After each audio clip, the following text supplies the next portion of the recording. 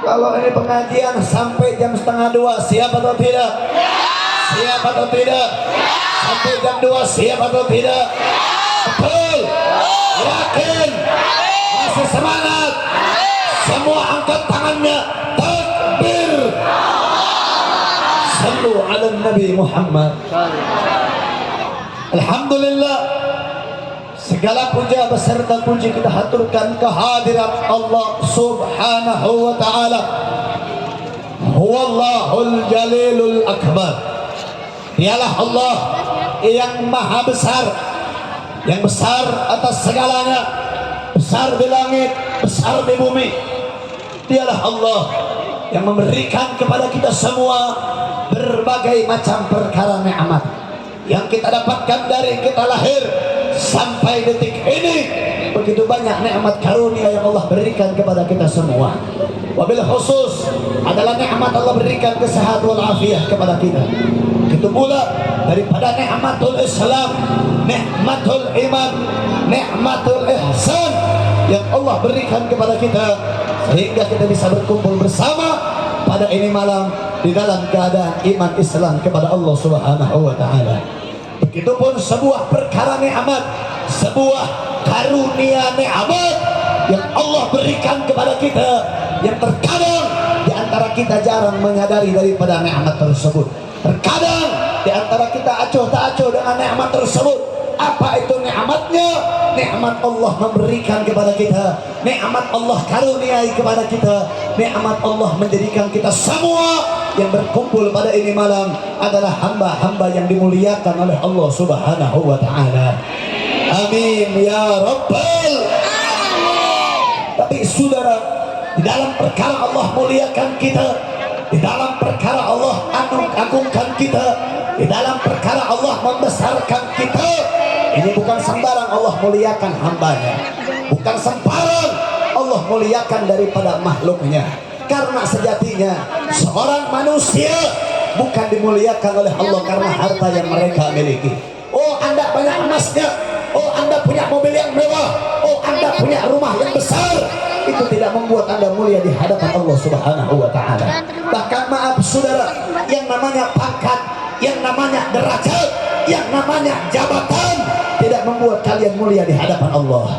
Mau Anda RT, mau Anda RW, mau Anda lurah, mau Anda camat, mau Anda bupati, mau Anda gubernur, mau Anda DPR, mau Anda presiden, mau Anda seorang ustadz, mau Anda seorang kiai, mau Anda seorang ajengan, mau Anda seorang habib sekalipun, tidak menjamin diri Anda mulia di hadapan Allah Subhanahu wa ta'ala. Loh Beb, kok bisa begitu Beb?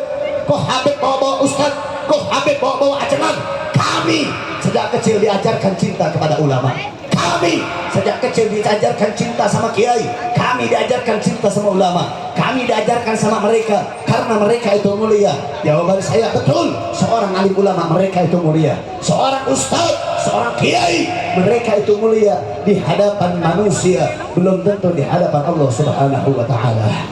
Karena sama-sama kita buka saudara di dalam kitab Sofwatus Zubat, di syair yang ke-8, ke-7, ke-9 saya lupa, di antara syair-syair tersebut dikatakan di dalam itu kitab bukalah fi syair fa'alimun bi'ilmihi lam ya'malan mu'adzabun min qabli ubadil wathan. Seorang alim ulama, seorang kiai, seorang ustaz, santriawan, santriawati, mereka itu mulia karena mereka mengandung di dirinya terdapat daripada ilmunya Allah Subhanahu wa ta'ala. Tapi sayang, lam ya'malan, ilmunya tidak diamalkan, ilmunya tidak dikerjakan, ilmunya tidak didawamkan. Maka apa yang terjadi saudara?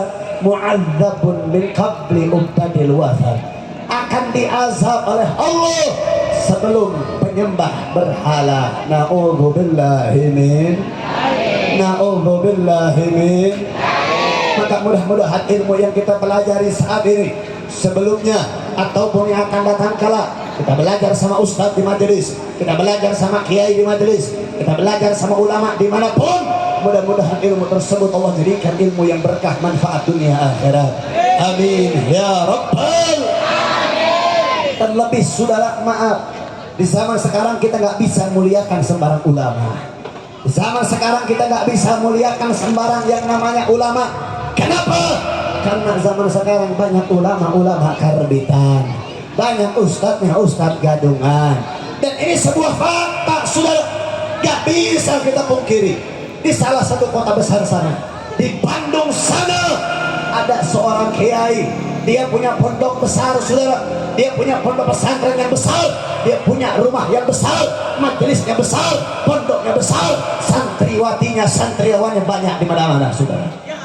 Tapi sayang, dia punya santriwati diperkosa secara bergilir. Seorang ulama memperkosa seorang santriwati, saudara. Saya tanya, kalau ada kiai memperkosa, mencabuli santrinya, muliakan atau jangan? Muliakan atau jangan? Muliakan atau jangan? Namun cek orang Sunda, namun ayah kiai kos gitu cekek nabi kapae. Betul. Pak saudara, mudah-mudahan Allah jadikan ulama amilin kita.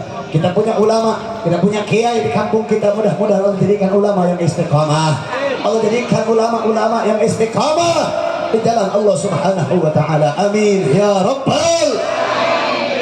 Terus kalau bukan karena ulama, apa kalau bukan karena pangkat, kalau bukan karena jabatan, kalau bukan karena yang namanya harta, kita ini mulia karena apa? Tadi Habib bilang kita dimuliakan oleh Allah, tapi karena harta bukan, karena pangkat bukan, karena jabatan bukan, lalu kita ini dimuliakan oleh Allah itu karena apa? Jawabannya tidak ada dimanapun kecuali di dalam Al-Quranul Karim. Allah Subhanahu wa taala berfirman di dalam Al-Quran, wa qala Allah taala, qul bi fadlillah wa bir rahmati fa bidzalika falyafrahu. Katakanlah bi fadlillah, dengan kemuliaannya Allah, wa bir rahmati, dan kasih sayangnya Allah, wa bidzalika falyafrahu. Dengan kedua perkara tersebut bergembiralah kalian, bersenanglah kalian, berbangga-banggalah kalian dengan kedua perkara tersebut.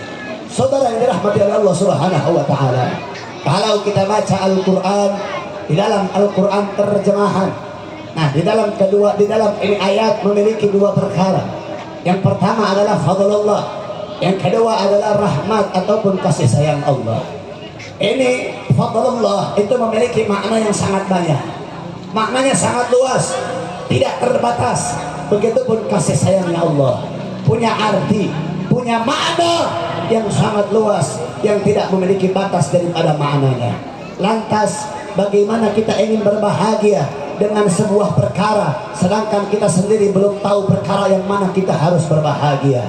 Maka untuk mempelajari daripada Al-Quran, ulama-ulama salaf kita, ulama-ulama zaman dahulu, mereka mengarang berbagai macam kitab.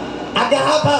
Memudahkan kita mengenal Allah, memudahkan kita belajar agamanya Allah, memudahkan kita belajar ilmunya Allah. Banyak ulama yang ngarang kitab fikihnya, ulama yang ngarang kitab sejarahnya, ulama yang ngarang kitab nahwu, sharaf, mantiq, balaghah, dan segala macamnya. Untuk mengenai daripada Al-Quran, kita ingin mempelajari Al-Quran, ingin memperdalam Al-Quran, maka gunanya daripada kitab tafsir, saudara. Nah, kitab tafsir itu banyak. Kitab tafsir para santriawan, santriawati di pondok, mereka banyak belajar kitab tafsir. Yang biasa rata-rata dipelajari para santri itu tafsirnya tafsir Jalalain, ada tafsir Jalani, ada tafsir Al-Imam Fakhruddin Ar-Razi. Begitu juga ada kitab karangan tafsirnya Al-Imam Ibnu Jarir At-Tabari. Ada juga daripada kitab tafsirnya Al-Imam Baghawi. Nah, mengenai ini ayat, saudara, di dalam ini ayat qul bi fadlillah wa bi rahmati wa bidzalika falyafrahu. Mengenai ini ayat bisa kita ambil pembelajaran di dalam kitab Ma'alimut Tanzil. Kitab tafsir Ma'alimut Tanzil karangan daripada Al-Imam Al-Baghawi. Begitu juga di dalam kitab tafsir Jami'ul Bayan karangan daripada Al-Imam Ibnu Jarir At-Tabari. Yang mana di dalam kitab tersebut itu menerangkan, menjelaskan mengenai ini ayat fadlullah, kemuliaan Allah di dalam ini ayat yang mencangkup untuk kita berbangga dengan perkara tersebut, untuk kita bersenang-senang dengan perkara tersebut, yang kita harus bahagia dengan perkara tersebut. Yang dicangkupkan, yang dimaksudkan oleh Allah di dalam ini Al-Quran, itu adalah Al-Quran itu sendiri, saudara.